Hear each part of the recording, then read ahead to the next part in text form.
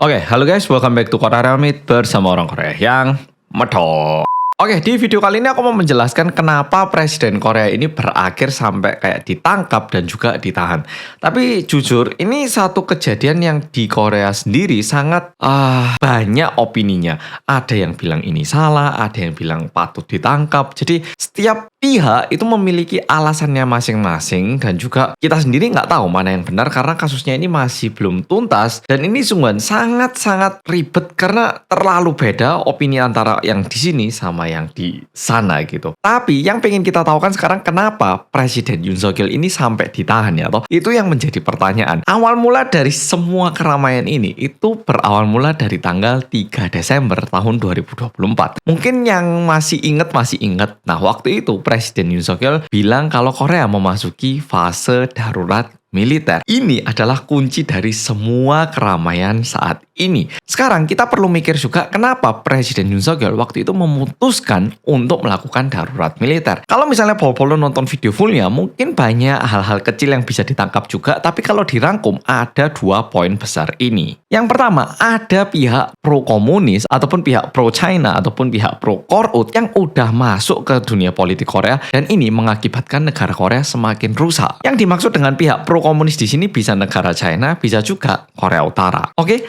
ada pihak pro komunis yang merusak tata negara yang mengakibatkan negara Korea ini tidak bisa beroperasional dengan baik. Yang kedua, KPU-nya Korea ini katanya tidak bisa dipercaya lagi. KPU tahu ya toh, Komisi Pemilihan Umum. Badan yang menghitung suara waktu ada pemilihan presiden ataupun DPR gitu itu. Kalau dipermudah lagi, yang dimaksud sama Presiden Yoon Suk Yeol adalah ada mata-mata yang pro komunis entah China ataupun Korut yang udah menyelinap dan masuk di dunia politik Korea Selatan yang mengakibatkan Korea nggak bisa beroperasional dengan baik karena ada mata-mata yang merusak gitu. Udah gitu KPU-nya Korea ini terkesan tidak bisa dipercaya dan mungkin ini juga diakibatkan mata-mata itu. Dan untuk memberantas ini Presiden Yoon Suk Yeol terpaksa bilang kita memasuki fase darurat militer. Mungkin Polo waktu ngelihat di berita kebanyakan kita itu fokus di gedung DPR sebenarnya. Tapi waktu itu tentara itu dikirim ke 2 tempat, yang satu ke DPR, yang satu ke kantornya KPU. Cuman orang-orang itu nggak ngumpul di KPU karena nggak terlalu gimana. Kalau DPR itu orang-orang ngumpul biar DPR itu bisa membatalkan darurat militernya. Ini ada buktinya, jadi ada tentara yang dikirim ke DPR, ada juga tentara yang dikirimkan ke KPU. Ini fakta. Kalau ini benar-benar fakta. Karena di video kali ini kita akan memihak ke pihak yang setuju Yoon Suk Yeol untuk dipenjarakan. Coba kita bantah 2 poin yang disampaikan ini. Tapi kita bahas dulu dari poin yang kedua, yang masalah KPU terlebih dahulu. Karena yang poin 1 ini terlalu panjang dan wah ceritanya itu jelimet kemana-mana dan kayaknya bahkan hari ini tanggal 20 Januari bakal ada berita lagi. Jadi nggak tak jelaskan dulu. Ini mungkin tak jelaskan di video berikutnya. Oke? Sekarang kita bahas dulu masalah KPU. Kenapa Presiden bilang kalau KPU ini tidak bisa dipercaya lagi. Jadi bukan KPU-nya Indonesia tapi KPU-nya Korea, oke? Kalau di Korea KPU ini disebut sebagai Sonkwon-wi atau dalam bahasa Inggris National Election Commission. Tapi buat apa tahu nama Koreanya itu? Biar lebih mudah kita bilang aja KPU tapi pakai logonya Korea gini. Yang tak sampaikan di video kali ini berdasarkan dokumenter-dokumenter yang dibuat oleh media Korea. Oke, jadi langsung kita mulai dan mulai sekarang kita benar-benar beranggapan kalau kita ini adalah pihak yang setuju Yoon Suk Yeol untuk dipenjarakan. Oke, kita simulasi aja. Sebelum aku menjelaskan, ada satu hal yang perlu kita tahu. Aku nggak tahu di Indonesia ini ada atau tidak. Kalau di Indonesia, seingatku dulu waktu aku masih belum dewasa, waktu melakukan pemilihan presiden ataupun pemungutan suara untuk ya ini itu, biasanya itu ada tanggalnya. Di Korea juga sama, misalnya tanggal pemilihannya itu tanggal 1 Januari gitu ya. Biasanya ada juga tanggal pemilihan lebih awal. Jadi kalau misalnya semua orang datang di tanggal 1, terlalu rame ya toh. Tapi kalau misalnya ada orang yang bisa datang lebih awal dan juga mengurangi jumlah antrian di hari H, lebih baik ya toh. Jadi biasanya ada pemilihan yang lebih awal. Jadi contoh tanggal 15 sampai 20 Desember pemungutan suara awal, tanggal 1 hari hanya. Nah, biasanya ada kayak gitu. Oke, jadi ada pemungutan suara awal dan juga pemungutan suara di hari H. Jadi setelah tak cari tahu, ternyata lumayan banyak orang-orang yang pro dengan partainya presiden saat ini yang warna merah dan bilang kalau anehnya di pemungutan suara awal, entah kenapa selalu yang warna biru, partai warna biru itu lebih banyak suaranya.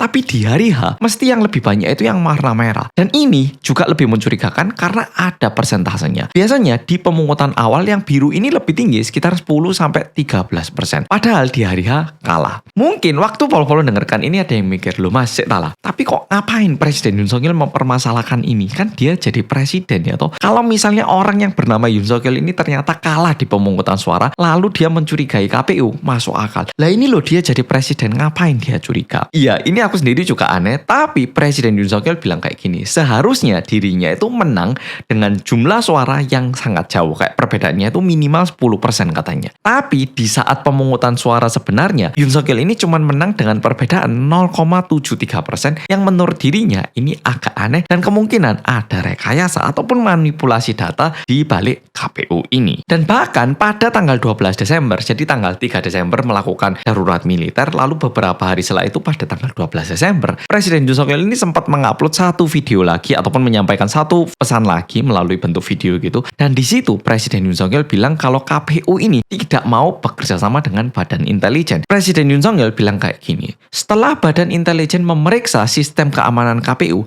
ternyata sistem keamanan KPU ini tidak memiliki firewall ataupun sistem perlindungan dan terbukti bahwa data yang dimiliki oleh KPU ini bisa diedit ataupun direkayasa dengan sangat mudah. Tidak hanya itu, waktu Badan Intelijen mau memeriksa KPU, KPU tidak memberikan izin total. Mereka hanya mengizinkan untuk diperiksa sebagian saja. Ini menunjukkan bahwa KPU tidak bisa dipercaya. Kalau KPU tidak bisa dipercaya, bagaimana kita bisa mempercayai nilai demokrasi di Korea? Ini yang disampaikan oleh Presiden Yoon Suk Yeol.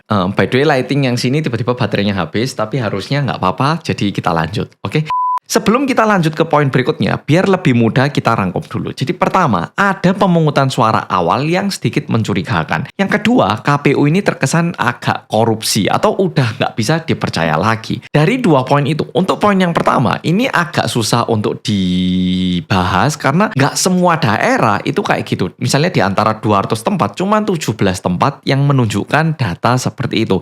Kayak awalnya itu lebih tinggi 10%, lalu berikutnya itu lebih rendah. Jadi untuk ini agak susah untuk dibahas karena ada pihak yang bilang kalau ini cocok logi, oke? Gak semua daerah kayak gitu, cuman beberapa daerah yang kayak gitu sehingga lebih banyak yang ngelihat ini sebatas cocok logi aja, ini ya sebatas kebetulan yang terkesan mencurigakan. Sekarang mari kita bahas masalah KPU yang katanya bisa dibobol. Karena ini kalau misalnya beneran bisa dibobol, tentunya sangat mencurigakan ya toh. Dan seingatku waktu pemilihan Presiden Prabowo kali ini pun waktu itu kalau nggak salah, sopo yo, aku lupa calon siapa, ada yang bilang kalau pemungutan suaranya ini ternyata nggak bisa dipercaya atau gimana. Yo, ini selalu terjadi ya toh.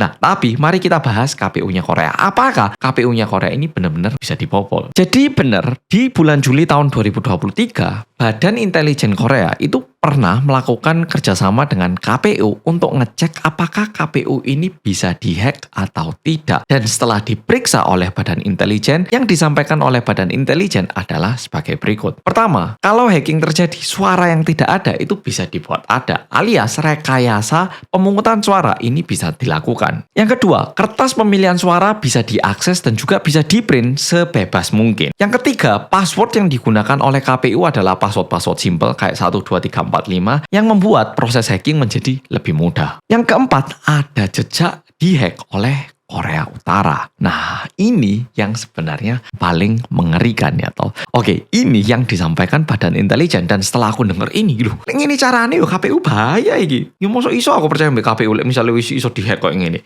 Nah, pasti mikir kayak gitu ya toh. Dan gak lama setelah itu, setelah tak cari, ada satu dosen yang merupakan dosen di Universitas Korea University dan juga menduduki jabatan konsultan di KPU-nya Korea. Dan ini yang disampaikan. Aku setelah mendengarkan penjelasannya baru kayak, loh, ini caranya yang disampaikan sama Badan Intelijen lah gak valid. Pengen tahu toh? Nah, tak jelaskan. Pertama, firewall alias sistem perlindungan. Nah, aku ataupun Pol-Pol waktu mendengarkan apa yang disampaikan sama Badan Intelijen Korea, pasti mikirnya kayak gini ya toh, ada sistem KPU. Terus Badan Intelijen ini nyoba ngehack sistemnya KPU dan berhasil bobol ya toh. Ternyata tidak seperti itu. Berdasarkan dosennya itu, di hari kerjasama antara Badan Intelijen sama KPU, karena Badan Intelijen ini nggak mungkin bisa ngehack katanya. Bukan karena Badan Intelijennya goblok atau gimana, tapi karena memang sistemnya ini merupakan sistem yang nggak bisa dihack katanya, firewallnya itu dimatikan. Yang berarti kayak gini, kalau misalnya ada rumah, ada satpam, ada CCTV, nah kayak gini, yuk silakan dibobol, bisa nggak? Nah kalau gitu bener ya toh. Ini nggak, satpamnya disuruh pulang, CCTV dimatikan, gemboknya sistemnya dibuka. Oke, sekarang kita coba simulasi bisa nggak membobol rumah? Ya mana mungkin nggak bisa ya toh. Badan intelijen itu bilang mereka bisa ngehack dan lain-lain dalam kondisi firewallnya tidak menyala. Jadi bukannya firewallnya itu tidak ada, tapi di saat diperiksa oleh badan intelijen itu dinonaktifkan.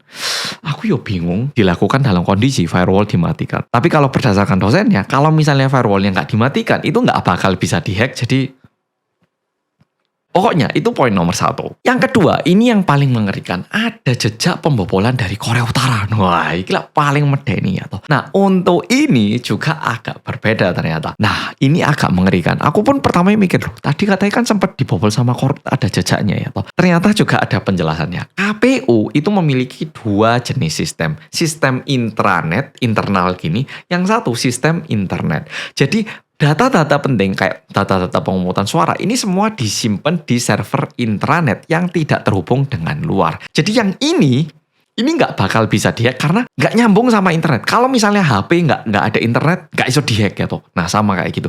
Yang ini itu nggak terhubung sama dunia luar sama sekali. Tapi KPU juga memiliki beberapa komputer yang tidak terhubung dengan internet, tapi ada dan ini digunakan untuk nge-search ataupun ya pokoknya pekerjaan-pekerjaan yang membutuhkan internet. Dan yang dimaksud sama badan intelijen bahwa ada jejak pembobolan itu di sistem komputer yang terhubung sama internet, bukan yang intranet. Sehingga waktu dibobol pun nggak ada apa-apa. Jadi kalau diilustrasikan ada rumah, ada gudang. Semua barang mahal kita simpen di rumah. Di gudang ini sebenarnya nggak ada apa-apa gitu. Yang rumah ini terjaga dengan baik, tapi ada maling yang pernah mau bobol gudang.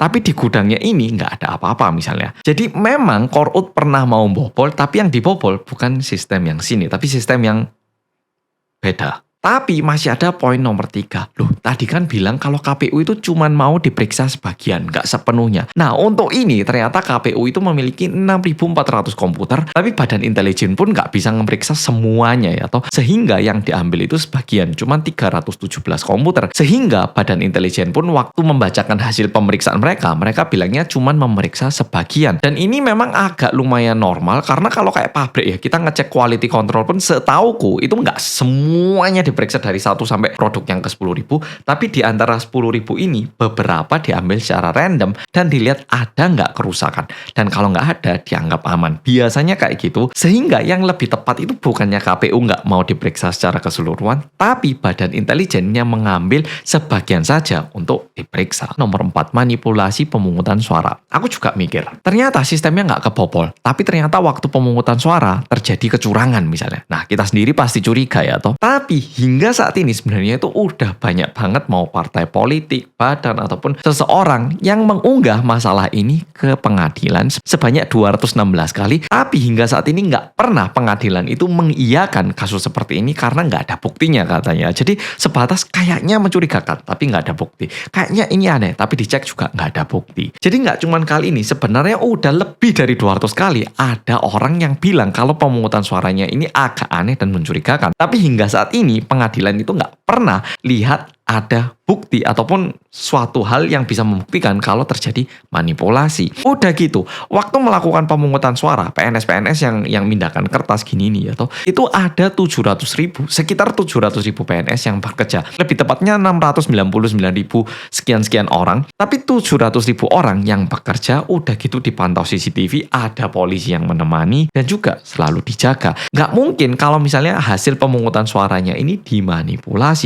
Dan kalau misalnya mau memanipulasi ataupun mengganti kertas pemungutan suara ini, dibutuhkan cukup banyak orang yang bekerja sama untuk mengganti kertasnya. Tapi kalau misalnya ini benar-benar terjadi, ini juga nggak mungkin karena jumlah orang yang harus bekerja sama itu banyak banget dan pastinya rahasianya itu jadi bocor. Kalau misalnya kecurangannya ini bisa dilakukan sama 5 orang, 10 orang, mungkin masih mungkin. Tapi karena ini terlalu jelimet, nggak mungkin gitu. Yang terhubung mungkin 300 orang. Mana mungkin 300 orang itu semuanya iya-iya aja. Ini kemungkinannya sangat rendah. Dan kalau misalnya 300 orang ini aneh, pasti orang sekitarnya juga curiga ya toh. Dan orang sekitarnya pasti juga curiga ya toh. Tapi nggak pernah ada. Dan bahkan mantan ketua partainya presiden yang bernama Lee Jun-sok, jadi dulunya dia itu ketua partai di sini, tapi sekarang udah keluar, dia sendiri bilang kalau yang di disampaikan berhubungan dengan manipulasi pemungutan suara ini sedikit kurang masuk akal.